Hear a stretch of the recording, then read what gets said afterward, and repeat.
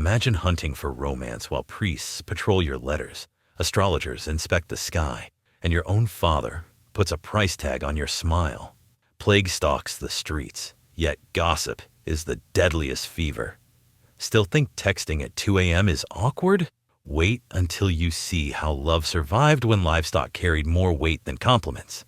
But the first shock is who actually chose your partner: parents, priests, and property.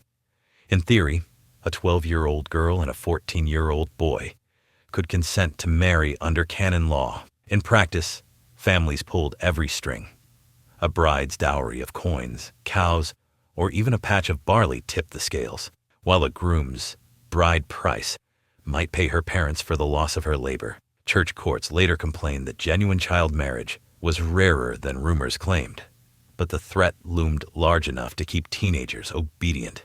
Property trumped passion, yet manuscripts whisper that some couples slipped through the loopholes, and those loopholes opened into an entirely different game of hearts. Courtly love, legend or lifestyle? Troubadours sang of knights who adored married ladies from a decorous distance, swearing to fall in battle before tarnishing her honor. Was it real? Scholars duel to this day. Some insist the poems were elite fan fiction, escapism for nobles trapped in boardroom marriages. Others point to tournament accounts where a lord actually wore his lady's sleeve on his helm and fought like a man possessed. Either way, the idea caught fire. Love as ritual suffering, longing as social currency. Meanwhile, far from perfumed halls, mud-splattered villages brewed their own brand of practical affection. Peasant pragmatism. A peasant chose a partner like choosing a winter cloak. Sturdy, warm, unlikely to fall apart in February. Parish ledgers reveal couples who dated by herding sheep side by side, then married the same year their first child arrived. Evidence of tried-before-you-buy courtship despite church frowns. A hand-whittled spoon or a suspiciously perfect turnip doubled as love letters. Compliments were blunt. Your thatch never leaks. Honest, effective, and sometimes enough to spark a quiet sprint to the altar. But even in simplicity, lovers needed a delivery system for secret signals, tokens, and whisper networks. Gloves pinned to a tunic, pewter brooches etched with initials, ribbons stitched into sword belts. These were medieval DMs. Archaeologists in York have uncovered discarded pewter pins shaped like hearts, still carrying traces of red enamel. The wrong token could launch an accidental engagement. The right one might deepen a bond, while parents remained in blissful ignorance.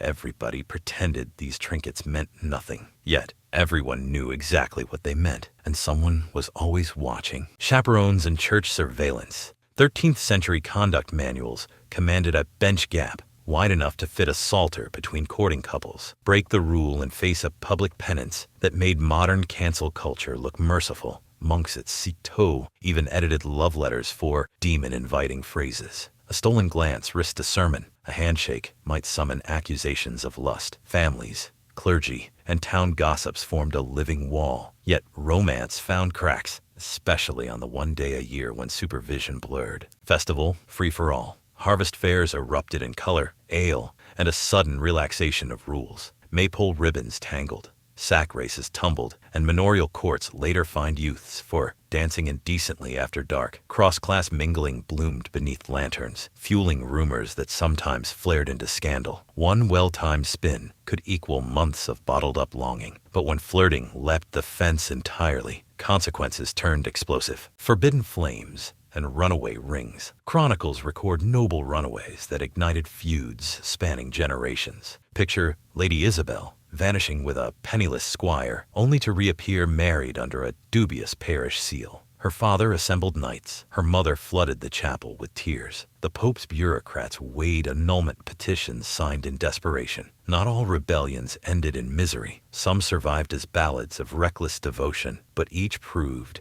that even the tightest social lattice could snap under the weight of two determined hearts. One life twist, however, rewrote the dating script more effectively than any elopement. Widowhood and second chances. A widow kept 1/3 of her late husband's land as dower, turning her into a surprise power player. Suitors appeared faster than a rumor at Vespers, but many widows chose their next spouse carefully, this time for companionship, not acreage. Parish records show second weddings where affection outweighed alliances, an oasis of choice in a desert of obligation. Love, once caged, sometimes stretched its wings when no dowry lay in chains. So after legends of knights, ledgers of livestock, and the ever-present sniff of church incense, what did medieval love truly mean? Medieval romance balanced on three pillars: survival, status, and the stubborn human need to feel sparks in the dark. Families bargained, priests preached, astrologers muttered, yet couples still slipped notes and danced at festivals, and sometimes upended dynasties for a chance at happiness. So,